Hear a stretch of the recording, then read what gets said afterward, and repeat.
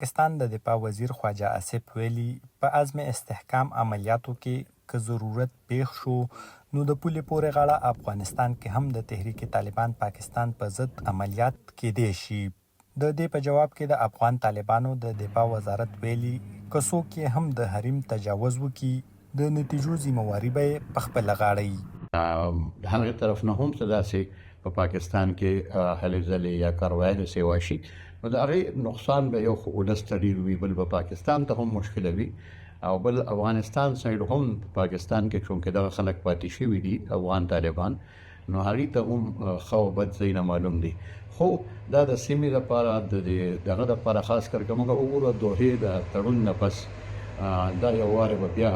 حالات داسې شي چې په دې سیمه کې به ناامني رامنځته شي او مشکلات به زیات شي.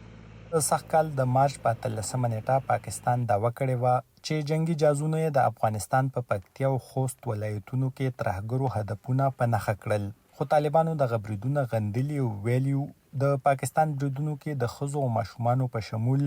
8 تنان وژل شوي وو. پاکستان تور لګوي چې په افغانستان کې د طالبانو د واکمنېدو هڅې په پاکستان کې ناامني او ترهګري سیوا شوې او د افغانستان خاوره د ترهګرۍ دپاره د پاکستان ضد کاریږي. خو افغان طالبان د پاکستان دغه تورونه په کلکه ردوي او وایي پاکستان دې په امنیت کې د خپلې ناکامۍ پړه په افغانستان نه ورچوي. څېړونکي وایي افغانستان به د پاکستان د ممکنه برید جواب په څه نه څه ډول وکړي خو د بشري حقونو سرغړونو او په نړیوال کچ د دوی حکومت نه منل کېدو له وجې به کوم بل هیواد دغه بریدونو ته زیات عکس العمل ونه ښایي. که د اوس پاکستان د عملیات کوي نو د طالب خلاف دومره ډېره ښه رایې نه ده بین الاقوامي هسې هم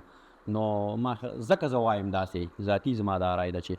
ریسپانس یا جواب به هغه ملکونو دومره سخت را نه شي لکه دومره چې پکار وي. څېړونکي وایي د افغان طالبانو په واک کې د راتلو نه وړاندې پاکستان د هغوی د سټریټیژیک ګټو دپاره ملاتړ کو